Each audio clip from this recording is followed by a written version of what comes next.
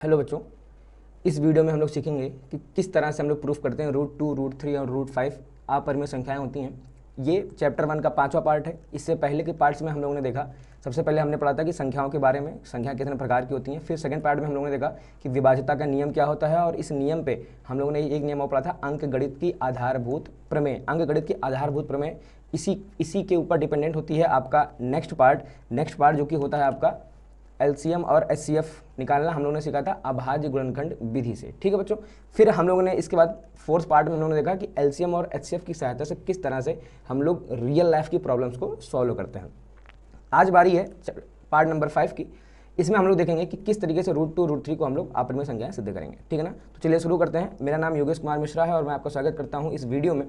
इससे पहले कि हम लोग इस वीडियो को स्टार्ट करते हैं, सबसे पहले देखिए एक प्रमेय आती है। प्रमेय आपसे क्या कह रही है? प्रमेय कह रही है कि माना p एक अभाज्य संख्या है, फिर यदि p a स्क्वायर को विभाजित करता है तो ये जो p है वो a को भी विभाजित करेगा, जहां a क्या है? आपका a एक धनात्मक पूर्णांक है। ठीक है ना। अगर आपको ये भाषा समझ में नहीं आई तो इसको मैं थोड़ा सा सिंप्लीफाई करता हूँ। देखिए मैं मान लेता हूँ, सबसे पहले वो कह रहा है माना p एक अभाज्य संख्या है, तो मैंने मान लिया कि मान लो भैया p की जो वैल्यू है, अभाज्य संख्या मान लेते हैं, तो हमने मान लिया अभाज्य संख्या 3।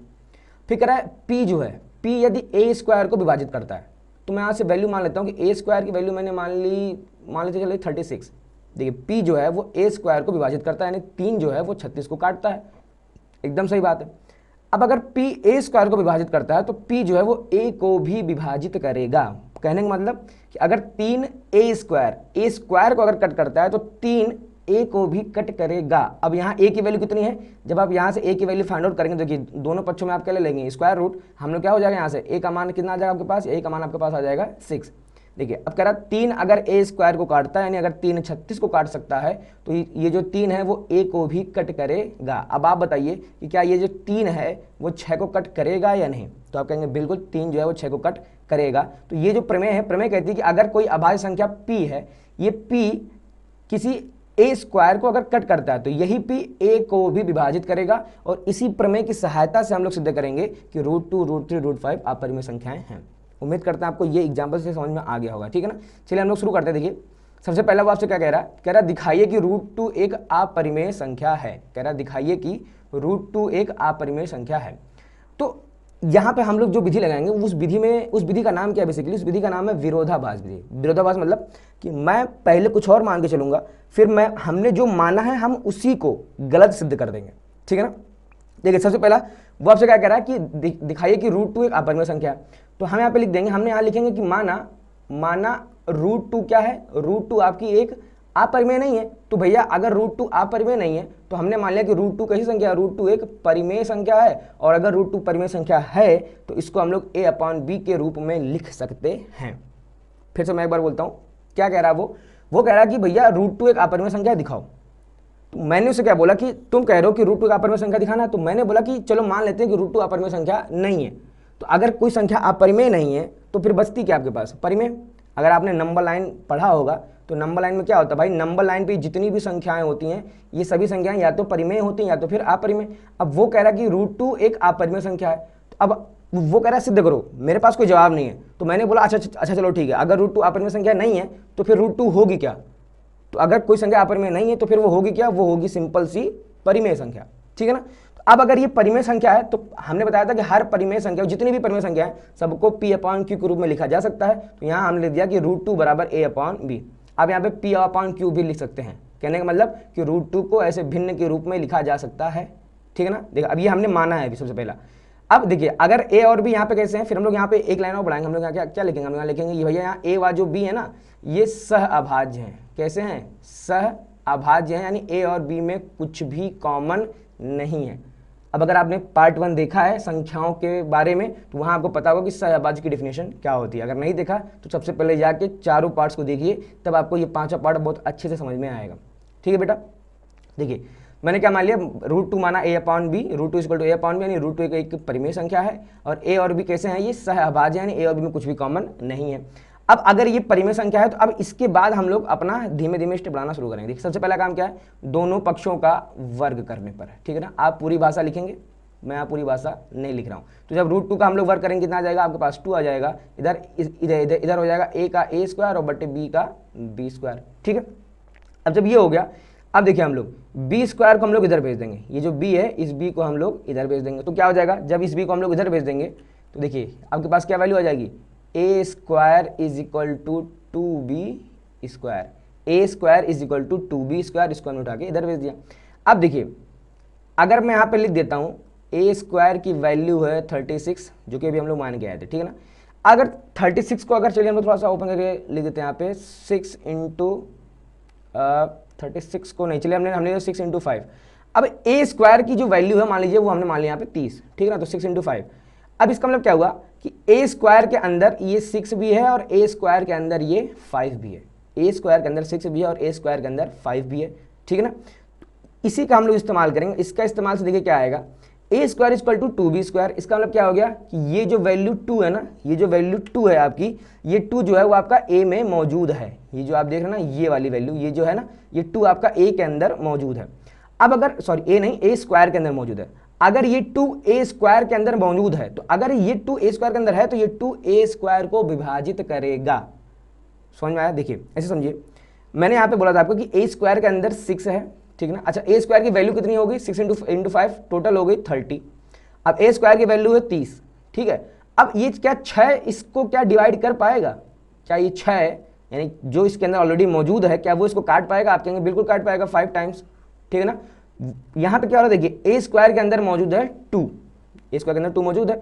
अब क्या ये 2 ए स्क्वायर को कट कर पाएगा, तो आप कहेंगे बिल्कुल कर पाएगा। तो हम लोग यहाँ पे क्या लिख देंगे कि 2 ए स्क्वायर को विभाजित करता है, 2 जो है वो ए स्क्वायर को विभाजित करता है। अब अभी हम लोग ऊपर पढ़ गए हैं क्या कि अगर कोई अभाज्य संख्या p ए स्क्वायर को विभाजित करती है, देखिए अगर कोई अभाज्य संख्या p ए स्क्वायर को विभाजित करती है तो p a को भी विभाजित करेगा। अब देखिए हमारे पास ये वैल्यू क्या आ गई यहाँ पे 2, अब ये 2 अभाज्य संख्या है, आप कहेंगे बिल्कुल है, तो 2 ए स्क्वायर को विभाजित कर रहा है, इसका मतलब 2 जो है वो a को भी विभाजित करेगा, 2 जो है वो a को भी विभाजित करेगा, a को भी विभाजित करेगा। देखिए अगर मैं सारी लैंग्वेज लिखूंगा तो बेटा ज़्यादा समय हो जाएगा, ठीक है ना। इसका अभी हमने आपको लिख के यहाँ पे दिखा दिया कि आपको भाषा क्या लिखनी है यहाँ पे, ठीक। ये समझ में आया आपको कि 2 जो है अगर वो ए स्क्वायर को विभाजित कर रहा है तो 2 जो है ए को भी विभाजित करेगा, और अगर कोई संख्या 2 ए को विभाजित कर रही है डेट मीन्स कि जो 2 है ना वो ए के अंदर पहले से मौजूद है। देखिए 30 को 6 ने विभाजित कर दिया, इसका मतलब कि भैया मेरे इस 30 के अंदर ऑलरेडी 6 मौजूद था।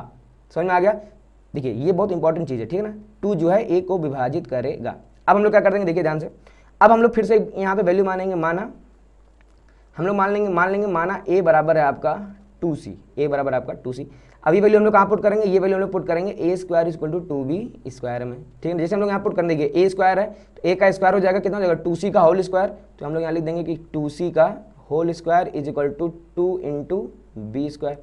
इसको हल करते देखिए 2c का स्क्वायर कितना हो जाएगा, ये आपका हो जाएगा 4c square is equal to 2 into B square. इस 2 से वाला 4 कट जाएगा, कितना बच जाएगा यहाँ पे देखिए ध्यान से, बच जाएगा B square is equal to 2c square. देखिए कुछ ये कंडीशन बन गई।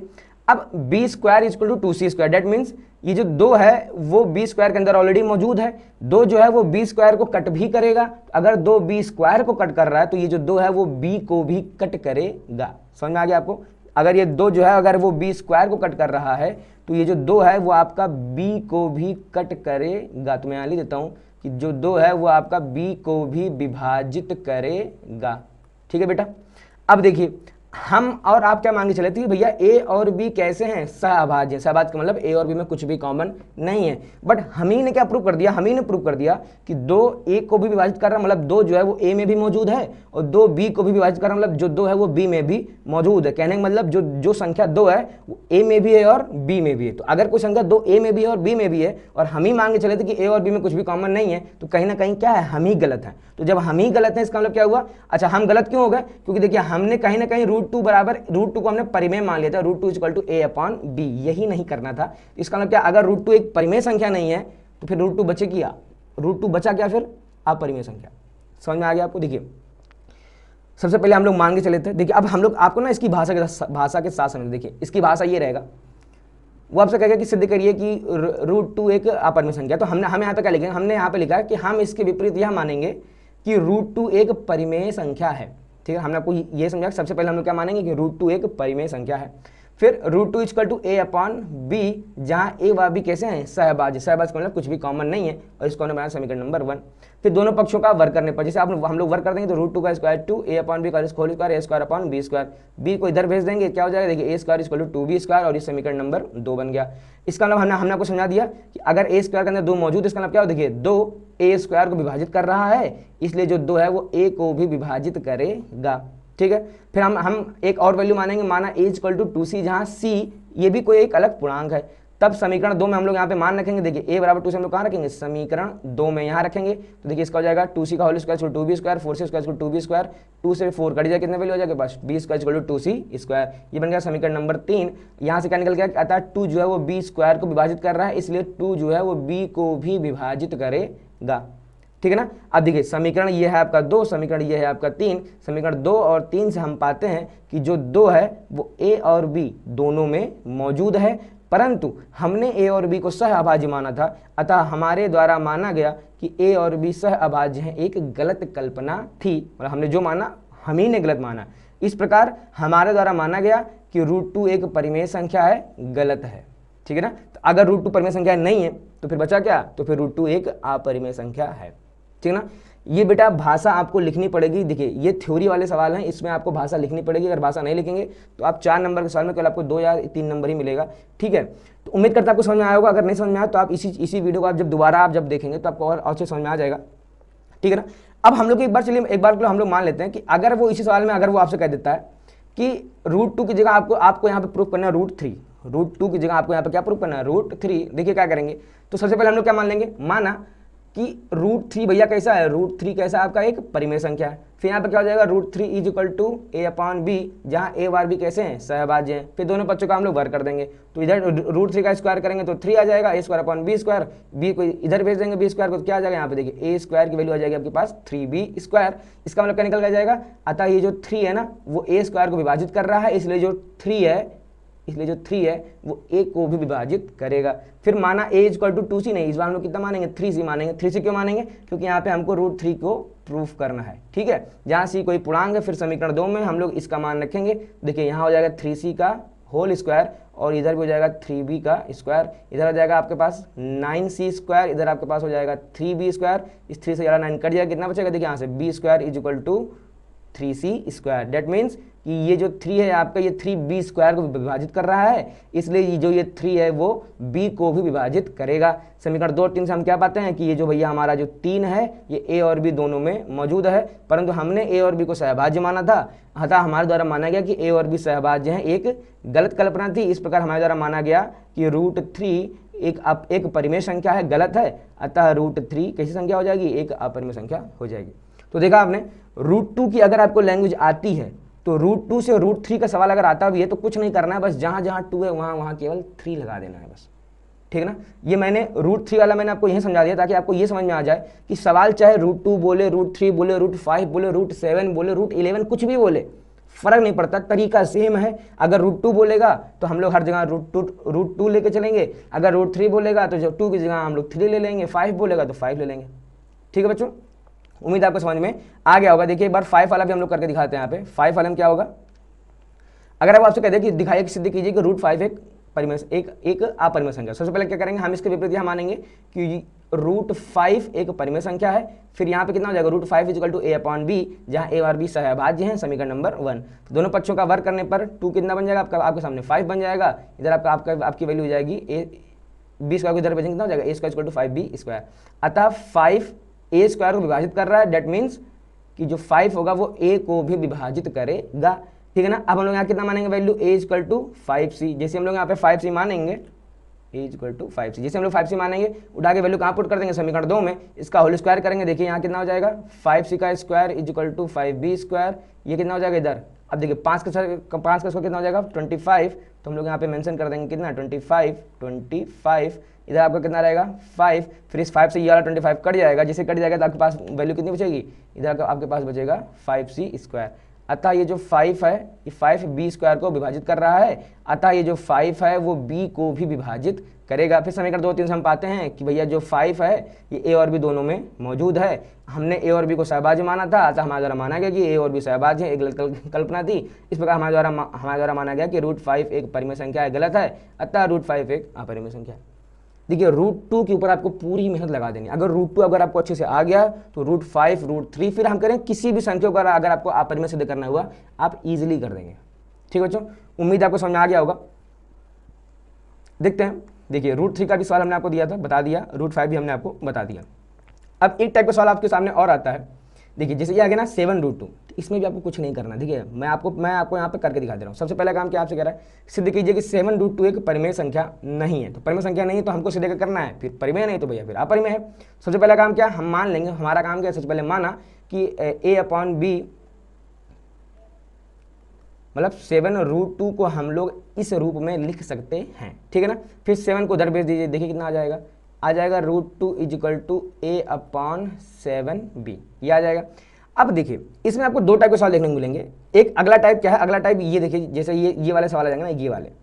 एक टाइप ये है, इसमें हम लोग ज़्यादा लंबा लिखने का प्रयास नहीं करते हैं, इसमें हम लोग क्या करते हैं, शॉर्ट में लिखने का प्रयास करते हैं। शॉर्ट में क्यों लिखते हैं, क्योंकि इस टाइप के जो सवाल है ना ये हमेशा आपको बहुत ज़्यादा आएगा, 2 नंबर का या 4 नंबर का आएगा। ठीक है ना, बट √2 और √3 वाला जो सवाल आएगा वो अक्सर आपको 4 से तो ऊपर ही मिलेगा, है ना, या बहुत अगर ज़्यादा हुआ तो वो 4 नंबर का दे देगा, या 4 या 6 नंबर का। ठीक है, अब देखिए, अब इसको हम लोग एक तरीके से और प्रूव कर सकते हैं। क्या, अब ध्यान से देखिए, इस साइड में, इस साइड की पूरी वैल्यू कैसी है, परिमेय है। इस साइड की पूरी वैल्यू कैसी है आपकी, परिमेय है। और इस साइड वाली वैल्यू कैसी है आपके सामने, ये आपकी वैल्यू है अपरिमेय। ठीक है ना। अच्छा भाई साहब, अब इधर हो गई अपरिमेय, इधर हो गई परिमेय। अच्छा बीच में साइन कौन सा लगा है, आप कहेंगे बीच में साइन लगा हुआ है इक्वल का। और इक्वल साइन क्या दिखाता है, इक्वल साइन ये दिखाता है कि इसके इधर वाली वैल्यू यानी √2, इसके इधर वाली वैल्यू यानी a/7b, ये दोनों वैल्यूज इक्वल हैं। इक्वल मीन्स अगर ये दोनों इक्वल हैं, अगर ये दोनों इक्वल हैं तो फिर भैया क्या हो जाएगा, इसको परिमेय होना पड़ेगा या इसको अपरिमेय होना पड़ेगा, जो कि हो नहीं सकता है। इसका मतलब क्या होगा कि हम ही गलत हैं, हम गलत हैं। दैट मीन्स कि 7√2 एक परिमेय संख्या नहीं है, एक अपरिमेय संख्या है। ठीक है ना। अच्छा इस सवाल को अगर आप चाहो इसके जैसा करना तो क्या आप कर लेंगे, आप बिल्कुल कर लेंगे, आपको कोई भी टेंशन होने की ज़रूरत नहीं है। जहाँ जहाँ √2 है देखिए वहाँ हमको क्या करना पड़ेगा, 7√2 देखिए हमने यहाँ कर देते हैं, ये हमने कर दिया 7√2, ये हमने कर दिया 7√2। ठीक है ना। अब अगर हम लोग यहाँ पे स्क्वायर कर देंगे, क्या कर देंगे, स्क्वायर कर देंगे, देखिए क्या हो जाएगा, तो इसका स्क्वायर यहाँ पे आ जाएगा 98। देखिए वैल्यूज़ बस बड़ी होनी शुरू हो जाएंगी, वैल्यूज़ बस बड़ी होनी शुरू हो जाएंगी, और इसमें कुछ भी दिक्कत देने वाला नहीं है। आपका मेन प्रयास ये होना चाहिए कि आप किसी तरीके से बस ये प्रूव कर दीजिए कि ए और बी में कुछ कॉमन है। ठीक है ना। अगर √2 वाला प्रूव करना होता था तो हमने प्रूव किया कि ए और बी में 2 कॉमन है। √3 वाला तो हमने प्रूव किया ए और बी में 3 कॉमन। √5 वाला तो हम लोग प्रूव किया कि √5 वाले में ए और बी में 5 कॉमन है। अब 7√2 है तो ये वैल्यू क्या हो जाएगी, थोड़ी सी वैल्यू बड़ी हो जाएगी। ठीक है, इसलिए ये एग्जाम में जल्दी आएगा नहीं, √2 √3 और √5। और अगर आएगा तो हम लोग ईजिली उस तरीके से कर लेंगे। जैसे देखिए हम लोग अगला तरीका सीख रहे हैं, जैसे ये वाला सवाल आपसे कह रहा है कि दिखाइए कि 6 + √2 एक अपरिमेय संख्या है। अब देखिए इसकी हमने पूरी लैंग्वेज हमने आपको यहाँ पे लिखवा रखी है, पूरी लैंग्वेज हमने आपको यहाँ पे लिखवा रखी है। अब देखिए, लेकिन इसको मैं फिर भी आपको थोड़ा सा समझा देता हूँ। देखिए क्या कह रहा है, सबसे पहले हमने वो करा दिखाया कि एक अपरिमेय संख्या है। अच्छा ये आप जानते सभी हैं, देखिए ये है परिमेय और ये है अपरिमेय। तो परिमेय और अपरिमेय को अगर हम लोग जोड़ते हैं, अगर हम लोग ऐड करते हैं तो आउटपुट में हमको क्या मिलता है, आउटपुट में हमको हमेशा क्या मिलेगा, अपरिमेय संख्या। ठीक है ना। तो वो कह रहा है सिद्ध करिए अपरिमेय संख्या। हम लोग क्या कर देंगे भैया, ठीक है अगर अपरिमेय नहीं है तो हम क्या मान लेंगे, ये जो 6 + का √2 है ये वैल्यू कैसी हो जाएगी आपके पास, a/b, यानी ये एक परिमेय संख्या है। 6 को उठा के उधर भेज देंगे। ठीक है ना। तो √2 इसको कितना आ जाएगा, a/b - का 6। ठीक है ना। अब देखिए ये भी पूर्णांक है, सॉरी हाँ ये पूर्णांक नहीं, ये भी परिमेय संख्या है, ये भी परिमेय संख्या है। अब इस परिमेय संख्या में से अगर आप परिमेय संख्या घटाएंगे तो ये जो ओवरऑल वैल्यू है ये वाली, ये आपको कैसी मिल जाएगी, ये आपको मिल जाएगी परिमेय संख्या। बट ये वाली वैल्यू आपको कैसी दिख रही है, ये वाली वैल्यू आपको दिख रही है एक अपरिमेय संख्या। कैसी दिख रही है आपको, एक अपरिमेय संख्या। और हमको एक चीज़ अच्छे से पता है कि बीच में साइन लगा है इक्वल का, डेट मीन्स भैया इक्वल के इधर जो लिखा हो और इक्वल के इधर जो लिखा हो, यानी इक्वल के LHS में जो लिखा हो, इक्वल के RHS में जो लिखा हो, वो वैल्यूज हमेशा सेम होनी चाहिए। मतलब अगर इस साइड भी अगर अपरिमेय है तो इस साइड भी अपरिमेय होना चाहिए। ठीक है ना। बट क्या ऐसा यहाँ पे है, आप कहेंगे यहाँ पे ऐसा नहीं है। दैट मीन्स क्या कि हम जो मान के चले थे यही तो हम मान के चले थे, तो भैया मेरे ये गलत है। ठीक है ना। उम्मीद है समझ में आ गया। देखिए इसकी भाषा आप क्या लिखेंगे, देखिए सबसे पहले हम यहाँ लिखेंगे, हम इसके विपरीत यह मानेंगे कि 6 + √2 एक परिमेय संख्या है। अब अगर ये परिमेय संख्या है तो भैया मेरे इसको हम लोग a/b के रूप में लिख सकते हैं, लिख दिया। फिर √2 को इधर रखा, 6 को उधर भेज देंगे, क्या हो जाएगा √2 = a/b - 6। देखिए भाषा क्या है, चूंकि a और b पूर्णांक है, a और b कैसे आपस में पूर्णांक है, इसलिए a/b - 6 एक परिमेय संख्या होगी। इसको समझिए, देखिए आप चाहे ये लिखिए a और b पूर्णांक हैं, इसलिए ये दोनों जब घटाएंगे तो एक परिमेय संख्या आएगी। आप ऐसे लिखिए कि चूंकि ये वाली वैल्यू परिमेय है और ये वाली वैल्यू परिमेय है, अगर परिमेय से परिमेय को घटाते हैं तो परिमेय ही प्राप्त होगी। ठीक है ना, चाहे आप ऐसे लिखिए या फिर ये जो लैंग्वेज है ना, ये थोड़ा सा शॉर्टकट हो गया आपका। ठीक है, अतः समीकरण 1 से √2 को भी परिमेय संख्या होना पड़ेगा। यही मैंने आपको बताया कि अगर इस साइड की वैल्यू अगर परिमेय है तो इस साइड को भी परिमेय होना पड़ेगा, क्योंकि बीच में इक्वल साइन लगा हुआ है। परंतु हम जानते हैं कि √2 एक अपरिमेय संख्या है। यह विरोधाभास हमारी गलत कल्पना के कारण हुआ है। देखिए विरोधाभास मतलब ये जो आभास में जो विरोध हो रहा है, आभास मतलब ये जो कल्पना हम कर रहे हैं ना, इस कल्पना के कारण जो विरोध हो रहा है, वो जो विरोध क्यों हो रहा है, क्योंकि हमने कल्पना ही गलत करी हुई है। तो अगर हमारी कल्पना ही गलत है तो हमने कल्पना की क्या थी कि 6 + √2 एक परिमेय संख्या है, यानी ये हमने गलत कल्पना कर ली। तो भैया अगर वो नहीं है तो फिर क्या है, 6 + √2 एक अपरिमेय संख्या होगी। ठीक है बच्चों, देखिए सेम वैल्यू है। अगर वो आपसे यहाँ कह दे, देखिए ध्यान से, तो यहाँ पे हम लोग क्या कर देंगे, अगर वो आपसे यहाँ कह दे तो हम लोग यहाँ सिंपल सा है 3 + 2√5 = a/b। देखिए इक्वल में आप p/q मान सकते हैं, m/n मान सकते हैं, आपको जो मानना हो मानिए, से फर्क नहीं पड़ता। ठीक है, 3 को आप उठा उधर पे देखिए कितना हो जाएगा, देखिए 2√5 = a/b - 3। अब अगर आप चाहो तो इस 2 को भी इसके बटे में भेज दो, आप चाहो तो ना। देखिए अगर आप बटे में भेज देंगे, देखिए हो क्या जाएगा, अगर आप बटे में भेजेंगे तो ये हो जाएगा √5 = a/2b - 3/2। अब देखिए ये परिमेय, ये परिमेय, परिमेय माइनस परिमेय, आपकी वैल्यू क्या आएगी, परिमेय, यानी ये जो पूरी वैल्यू है इस साइड वाली, ये पूरी परिमेय, इस साइड वाली पूरी अपरिमेय, और बीच में क्या लगा इक्वल, जो कि हो नहीं सकता, क्योंकि अगर इक्वल के इधर भी अपरिमेय तो इक्वल के इधर भी अपरिमेय होना चाहिए, जो कि पॉसिबल है। और इस केस में लेकिन वो पॉसिबल नहीं, क्योंकि इस साइड अपरिमेय लिखा है और इस साइड परिमेय लिखा हुआ है। ठीक है बच्चा, तो आप चाहो तो आप ऐसे करो, या आप चाहो तो भैया इस 2√5 को ऐसे ही बने रहने दो। देखो ये पूरी वैल्यू है तो अभी भी अपरिमेय ना, आप परिमेय में अगर आप परिमेय संख्या का मल्टीप्लाई कराएंगे, देखिए ऐसे समझिए कि इसे यहाँ पे लिखा है √2, तो √2 एक अपरिमेय संख्या है। अगर मैं इसमें मल्टीप्लाई करा दूं 3 का, तो 3√2 ये अभी भी अपरिमेय संख्या है। ठीक है ना, तो अब ये पूरी वैल्यू कैसी है आपकी, ये पूरी वैल्यू है आपकी अपरिमेय। ठीक है, अच्छा ये वाली परिमेय थी माइनस ये वाली परिमेय है, तो परिमेय माइनस परिमेय, यानी ये जो पूरी वैल्यू है, ये पूरी वैल्यू कैसे निकल कर जाएगी आपके सामने, परिमेय। ठीक है ना, अब इक्वल के इधर परिमेय है तो इधर भी परिमेय होना चाहिए, या इक्वल के इधर अपरिमेय है तो इधर भी अपरिमेय होना चाहिए, जो कि यहाँ पे है नहीं। इसका मतलब क्या है कि ये जो विरोधाभास है हमारी गलत कल्पना के कारण हुआ है। और हमने कल्पना यहाँ पे क्या करी थी, कल्पना हमने यही करी थी कि भैया मेरे ये 3 + 2√5 एक परिमेय संख्या है, जो कि गलत हो गई। ठीक है ना, पूरी लैंग्वेज देखिए आप यहाँ से बना देंगे, कुछ भी करने की जरूरत आपको नहीं है। ठीक है ना, कुछ भी करने की जरूरत आपको नहीं पड़ेगी। ठीक है बेटा, देखिए अगला आपसे क्या कह रहा है, सिद्ध कीजिए कि 5 - 2√3। अब ये सवाल आपको खुद से लगाना है, खुद से लगा के आपको कमेंट में बताना है कि आपको समझ में सवाल आया कि नहीं आया। ठीक है ना, मैं एक बार फिर से क्लियर कर दूं, सवाल कठिन नहीं है बेटा, आपको बस करना क्या है, आपको बस यहाँ पे भाषा का इस्तेमाल है। और ये भाषा आपको कैसे आएगी, भाषा आपको याद करने की जरूरत नहीं है, भाषा आप कैसे आएगी, बस practice practice practice practice practice. अगर आप इसी सेम लैंग्वेज को अगर आप 8 बार 10 बार 20 बार अगर आप प्रैक्टिस कर लेंगे, 20 बार तो बेटा एकदम परफेक्ट हो जाएंगे आप, ये मेरी गारंटी है। आपको बहुत ज़्यादा 4 से 5 बार में आपको 80% भाषा आपको इसकी याद हो जाएगी, याद करने की जरूरत नहीं पड़ेगी, वो आपको ऑटोमेटिक याद हो जाएगी। ठीक है बेटा, तो उम्मीद करते हैं कि आपको ये सिद्ध करना कि √2 √3 √5 ये किस तरीके से अपरिमेय संख्या, ये सिद्ध करना आपको आ गया होगा। अगर आपको नहीं आया तो आप इस पूरे वीडियो को आप दोबारा से देखिए और आपको समझ में अच्छे से आ जाएगा। अगर आपको अभी भी कोई डाउट है, क्योंकि चैप्टर 1 आज खत्म हो गया, चैप्टर 1 में अगर आपको कोई भी डाउट है आप कमेंट में बताइए, हम आपको लाइव क्लासेस प्रोवाइड कराएंगे। आपको बस कमेंट में बताना है, लेकिन मिनिमम लाइव क्लास के लिए मिनिमम 50 to 100 स्टूडेंट्स तो चाहिए ही चाहिए। ठीक है ना, अगर मैं एक बच्चे के लिए अगर मैं लगाऊंगा तो वो चीज़ सही नहीं है। इसीलिए हम लोग कहते हैं कि ये इस वीडियोज़ को आप अपने फ्रेंड्स को शेयर करिए। जब आपके फ्रेंड्स भी देखेंगे, अगर उनके मन में भी अगर डाउट रहेगा तो वो लोग भी लाइव क्लासेस की डिमांड करेंगे, तो हम आपको लाइव क्लासेस प्रोवाइड कराएंगे। ठीक है, तो चैप्टर 1 यहीं पे समाप्त होता है।